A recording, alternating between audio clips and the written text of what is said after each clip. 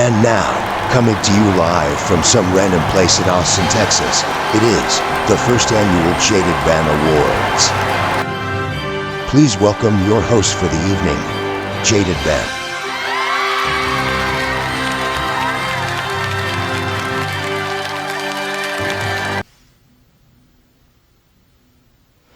Hey, it's good to see you guys again, and welcome to the first annual JadedBen Awards. Ladies, gentlemen, cows, spiders, and everything in between. Thank you for joining me. It means the world to me. I've only been doing this channel for a few months, and I've gotten to talk about so many awesome things, and got to do so many awesome things already. So let's recap the year and talk about our favorite releases of the year.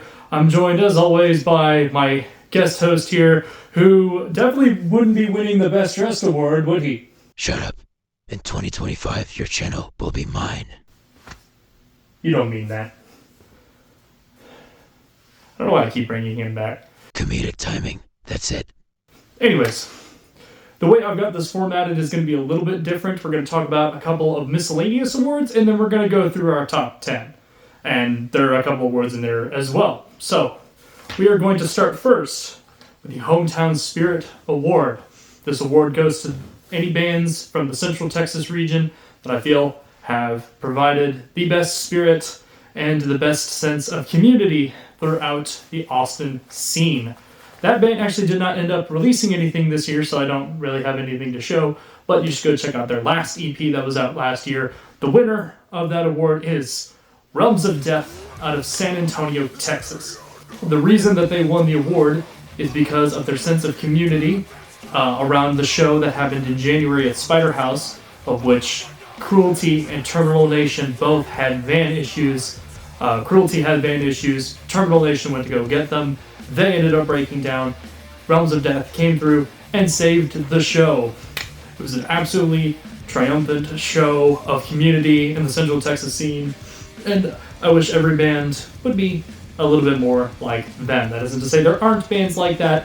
I'm just saying that is such an honorable thing to do that I felt the need to give them the award this year. So Realms of Death, congratulations. Alright, we are going to move on where we're going to keep talking about live shows. The best venue I went to this year. Again, that is all the venues that I've been to this year, Austin, San Antonio, and beyond. And the winner of that is The Lost Well. There was really no other contender here. Maybe Mohawk, maybe. But The Lost Well, unfortunately, we lost earlier this year to corporate greed. So unless the venue comes back, we will be renaming the award the Lost Well Memorial Award for Best Venue. So many amazing bands we've seen there. We saw Sacramento, we saw Nunslaughter, we saw Tomb Mold, we saw Horrendous, we saw I Hate God. All sorts of awesome bands, Aries Kingdom, so many great bands in such a fun and welcoming venue for all different walks of life. The friendliest little biker bar you ever did see. The Lost Well forever lives in my heart and among those here in the Austin scene. Now, we're going to kind of derail a little bit. We're going to give out a very award that is a little more contentious, and I say that because there were a lot of these this year, and I hope I don't have to do this award again next year. We are talking about the AI Artwork Badge of Shame. All of these bands have been caught using artificial intelligence in their artworks or promotional material. And I'm going to kind of go up the list from, I feel like, the least offenders to the worst offenders, and we're going to give a number one badge of dishonor. So, Mortis Skull ended up using AI artwork on their album cover, but it was penciled over with human elements. While I feel like it's not as bad as some of these other entries, still shouldn't be doing that. CKY ended up using it on a tour poster. I don't understand why. That was, obviously, you could just pay a good artist. Pestilence concept album. I did not buy that album. I thought it was a new album from them, and I saw the AI artwork, and I wasn't going to buy it anyways. I found that it wasn't even a new album. It was just a bunch of re-recordings, so I don't know why they decided to waste their reputation in comparing it to an old set of artworks like Malaris Maleficarum for no apparent reason. Deicide arguably one of the worst offenders on this list, considering that they are one of the biggest death metal bands from that time frame. I don't understand why that the old heads need to come through and go, hey, this is how things should be. Stop it. You had your time. Please leave it to the new blood to show you how it's done properly. This kind of started off that whole argument, and quite frankly, I was one of the reasons I started this award in the first place. However, the worst offender and the recipient, the prime recipient, is Hour of Penance. I didn't even listen to this album this year. These dudes with their nihilistic bullshit was the worst thing I've ever seen. If we are not needed in music, then why are you still making music? If we are needed in artwork, I don't understand. That is the worst possible argument. And guys, if you're going to put that lazy of an argument out for using artwork, I'm not listening to your music. Sorry, guys. So all of those bands do better. This is a scene where we respect artists and we respect forms of creative expression. So I hope I don't have to do this award again, but I've already seen one release for 2025, so I have a feeling we're going to be doing this again next year. But until then, that's going to be a new thing. AI Artwork Badge of Shame. Shame on all of those bands. Okay.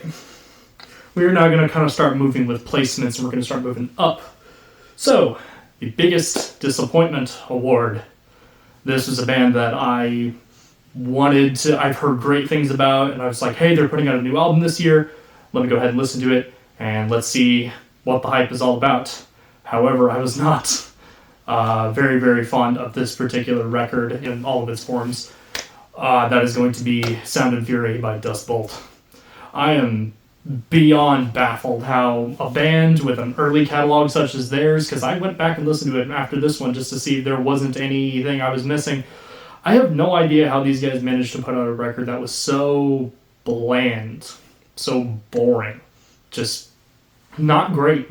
So they ended up placing number 245 out of about 250. So unfortunately for them, their kind of ability, their wantingness to change didn't exactly play out too well for them. Okay, we're going to jump up quite a bit higher. We're going to talk about the worst stuff near the end of the video. So we are going to talk about the best solo of the year, and that goes to the song Snowbound by Wandering Oak. Wandering Oak was this awesome progressive metal band. Ended up placing about top 60, I think it was 61 on my final list, but man, that solo was absolutely incredible. I'll go ahead and link the timestamp here for that song so you can go ahead and listen to it and see what I'm talking about, but easily one of the best solos of the year. Couldn't really find any other releases in contention. Next up, we are going to move up quite a number of places to the biggest return of 2024. I categorize this as a reformation or an album after 6 or more years. This record ended up placing in my top 20, specifically number 20. That is going to be Harbinger of Woe by Brodequin. After 20 long years, the band has returned, and man, I think it's their best effort yet. Brodequin absolutely demolishing with the brutal death metal, and there were quite a few strong contenders. The Cure was also up there as well, but I feel like easily the best of the year was Brodequin with Harbinger of Woe at number 20. Next up, we have the Vibes Award. This last, I found a lot of releases to be very vibey and atmospheric and very fitting for a lot of my night drives or sunset drives on my way home from work. And this particular release was a very, very late comer. As a matter of fact, it ended up on this list, placing at number 17 and in the last couple of weeks. And that is going to be Ink and Oil by Storefront Church. It is a one-man project where it has a lot of atmospheric and orchestral elements, but lots of tones of depression and ghosts from your past. It's incredible. Seriously, getting to see it live at the Austin Central Presbyterian Church was easily one of the coolest things in the world because it just made his performance seem all the more unhinged and all the more beautiful all at once. I'm still waiting on a physical copy to come in, but when we do, we will get to talk about that a little bit more in depth. But in the meantime, I'm going to leave links to all the awards down in the description, so you should totally go check this out go and support him. He's absolutely incredible. Next up, placing in the number 13 spot with the best breakdown of the year, that is going to be Out of the Fog by Foghorn. I actually talked about them in a recent video. Foghorn, easily one of the most fun and downright heavy hardcore projects of the year. I found myself enjoying all of the callouts. This particular breakdown has this awesome almost D-beat thing with syncopated chugs on top of it. Easily one of the heaviest riffs and also one of the heaviest breakdowns of the year, and I really didn't see it going to any other people. There were a couple others, but I feel like this was the best one and was definitely the most unique of the bunch. So we're giving style points for that. Okay, this time we're going to go top 10, down from 10 all the way to 1. There were a couple of awards in here, but we're going to start with number 10. That is going to be Guardians of the Universe by Oxygen Destroyer. Such an incredible release. I'm surprised I have not heard of these guys earlier. This was just as heavy as Godzilla itself. Oh my god. Seriously, these riffs were absolute masterpieces. I kind of wish I had the chance to see them. They played Lost Well when we missed them. We were out of town, so fingers crossed they come back soon. But so one of the most surprising releases, because I was just headbanging my head all the way through. My neck was super duper sore by listening to it, and I kind of enjoyed that feeling. So, you know what? They deserve the number 10 spot. Number 9, and I'm going to butcher this, so I've got it written down here, with Slime Lord's latest album, Tritridio Mycosis Relinquished, out on 20 Buck Spin Records, taking the number 9 spot. Awesome death doom, incredible passages, incredible musicianship. There was a slight, almost jazzy influence amongst there from time to time, but such an incredible album. I admit it was sitting very high on the list at the very, very beginning of the year when it came out, but it started to trickle down a little bit because I feel like a couple other records I listened to a little bit more, but I have had it on in recent memory, so Slime Lord is going to be taking the number 9 spot. Number 8 is Maul in the Jaws of Bereavement. That is also giving placement to the highest album on my label of the year, which goes to 20 Buck Spin Records. 20 Buck Spin putting out an incredible catalog. I think there was only one release that I wasn't too fond of, and that was Neon Nightmare. Just didn't do anything for me. But every other release they put out this year, from Sivarus to Maul to Slime Lord, absolutely incredible. Anyways, as I said in my video talking about them a while back, Maul, the Masters of Midwest Death. We saw them at Austin Death Fest playing about half of this album. Easily one of the best hardcore and death metal based projects, and one of the best bands in the Midwest. Fargo has got an incredible scene with Phobophilic and Maul at the helm, and this release was just a perfect example of that. So we're going to be seeing them again in February, so I'll be sure to talk about another release of theirs in the future. But in the meantime, number 8 is going to be Maul. Maul in the Jaws of Bereavement. Number 7, and this was funny enough, I used to do these awards on my Instagram, so the previous winner of the Hometown Spirit Award, and taking the number 7 spot is St. Peeler with their self-titled EP, St. Peeler, out independently. I own 4. I own the CD, I own the tape, and I own 2 vinyls of the release, and we've seen these guys 6 different times. Not in 2024, we only saw them twice this year, but easily one of the best performances of the year. I've been jamming these songs for years, so actually getting to hear a final studio version was absolutely incredible. So definitely enjoyed the newer tracks on there as well. Burning and Hell's Here were awesome. I love the feature from Jason Tarpey of Iron Age on there as well. Rest in peace, Wade Allison. Rest in peace, Riley Gale. Easily one of the best EPs of the year, but also not my EP of the year. Taking the number 6 spot, and also the best split release of the year is Tribal Gaze and Dead Body out on Closed Casket Activities.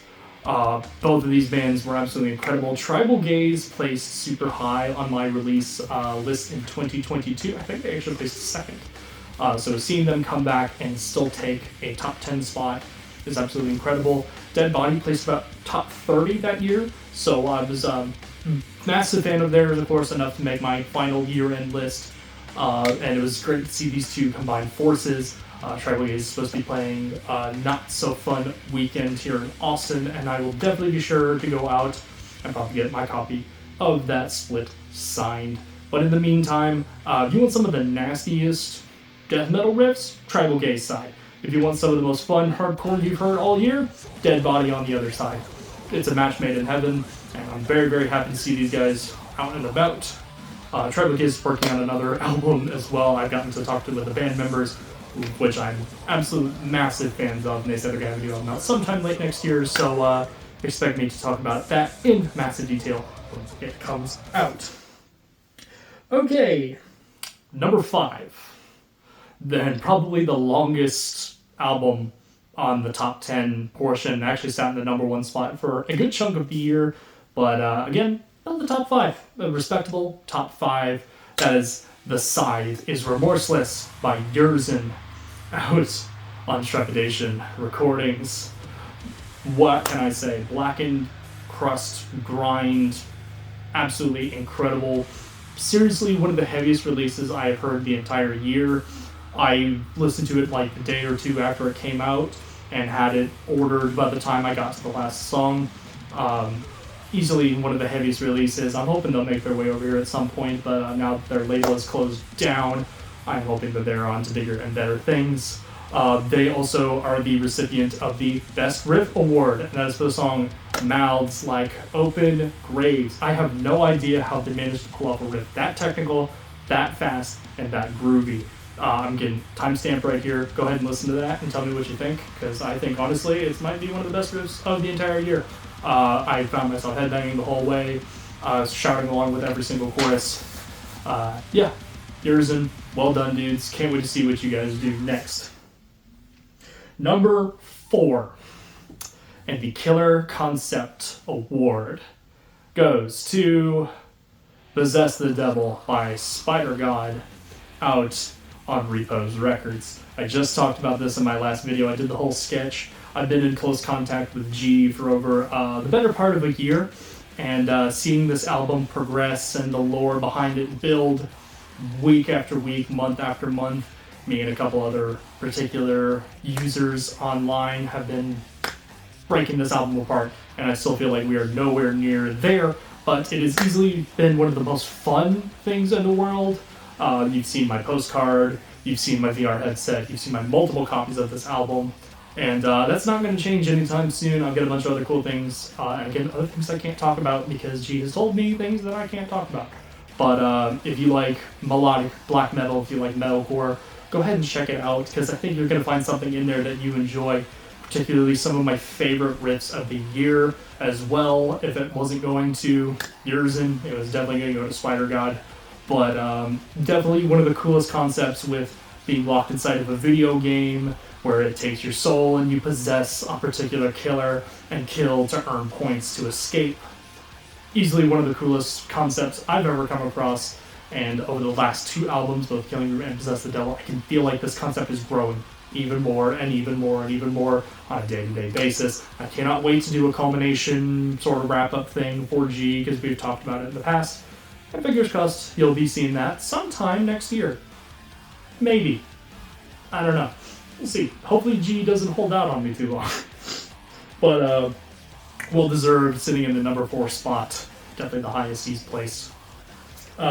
Next up, we have the number 3 spot, and coming in with the Heat Seeker Award, which is the band I see doing big things. I can see these guys going straight to the moon and higher and higher and higher than ever thought before. The album specifically is Horripilating Presence by Void Witch.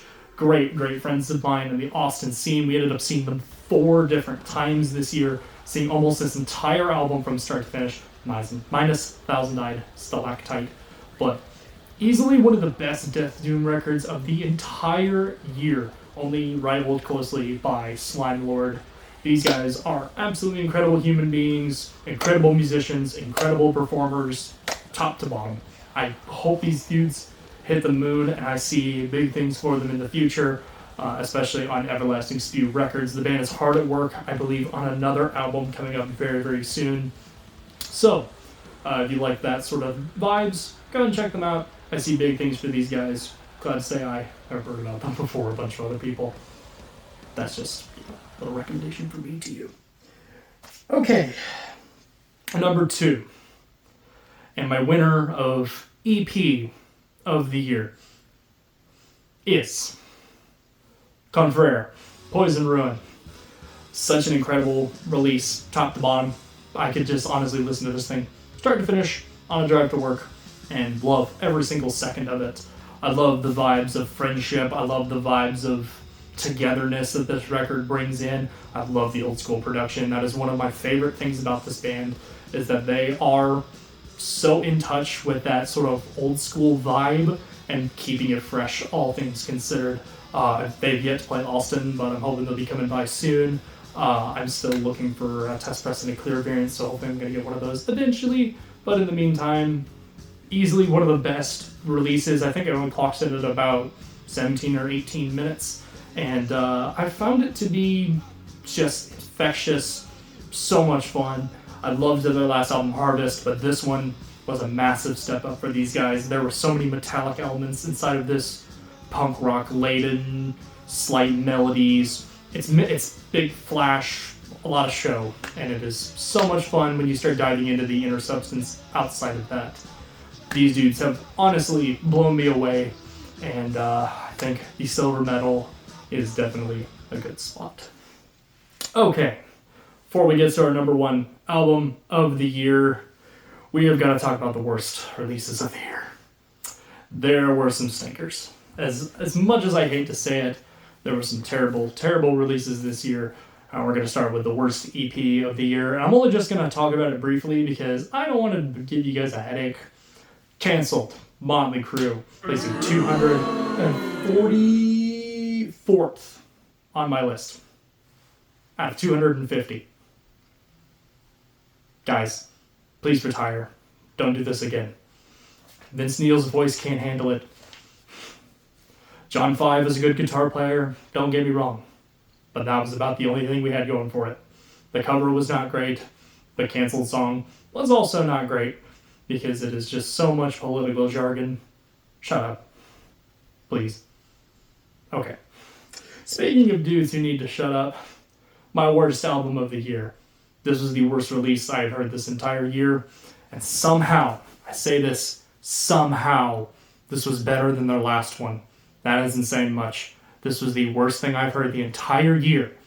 And also, some of the funniest moments I've had the entire year. Killing for Revenge, 6 Feet Under. Hot Garbage, dead last, 250th. The worst album of the year. Chris Barnes' vocals are shot.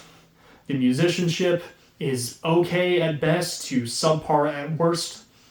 And I did not think these guys needed to be this defensive over an album this bad. I got blocked by Chris Barnes because he saw my albumoftheyear.com review, and Jack Owen happened to retweet my review and completely take it out of context. So to both of those gentlemen, you guys suck. Don't buy 6 Feet Under's music. They're absolutely horrible. If they do another album next time and it's somehow better than this one, by all means, I'll eat my words, but I'm still not going to enjoy it. This was easily the most ear-grating album I have heard the entire year.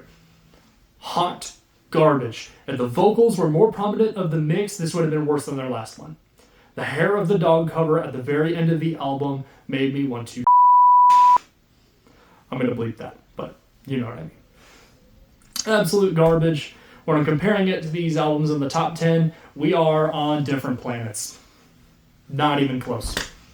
So, my apologies to the guys that they brought in for the band. I am specifically referring to their drummer and their other guitar players, but yikes. Not worth it. Do not buy it. Hot garbage. Okay. And now, the moment you've all been waiting for. Drum roll, please, Mr. Skelly Boy. Didn't know you had play drums. my album of the year, as well as my biggest discovery of the year, is Coup de Grace, See You Space Cowboy. This was easily one of the best concepts and one of the most fun albums I've heard the entire year, start to finish. This album was ladled with nostalgia, with a lot of the jazz interludes in between, kind of giving it a different vibe. It felt like a smoky cabaret was home to a hardcore show. That was easily one of the coolest things I've ever heard. Every single riff, every single breakdown was a hit. The song Chewing the Scenery, specifically with that last breakdown, coming this close to winning breakdown of the year, but of course, Foghorn beat him out at the very end. However, this is a release that I can see myself just sitting back and enjoying, start to finish. I put it on shuffle, I put it in any order I want, and this album is still perfect. I find every little detail about it to be unique and different. The guest features with Iris and Courtney LaPlante, absolutely incredible. Seriously, if you do not like that sort of stuff, more power to you. However, I found a lot of nostalgia, I found a lot of good vibes in this release, and a lot of good riffs and a lot of good breakdowns, and a lot of very, very good things about it. So much so that I kept getting these songs stuck in my head. And with that, that is all that matters to me. The winner of the award for Album of the Year, once again, is See You Space Cowboy. That is going to wrap it up for videos this year. However, I will be back very, very shortly, at the beginning of January, where we're going to be talking about a bunch of other cool things. We finished the year with 29 subscribers strong as of this recording, and honestly, the first 6 months of this channel being up has been easily one of the coolest things of the year. So once again, I would like to thank you, specifically watching this video, for being there. Even if you're brand new to the channel, I appreciate it. It means the world to me. My name is JadedBen. Signing out. See you in 2025.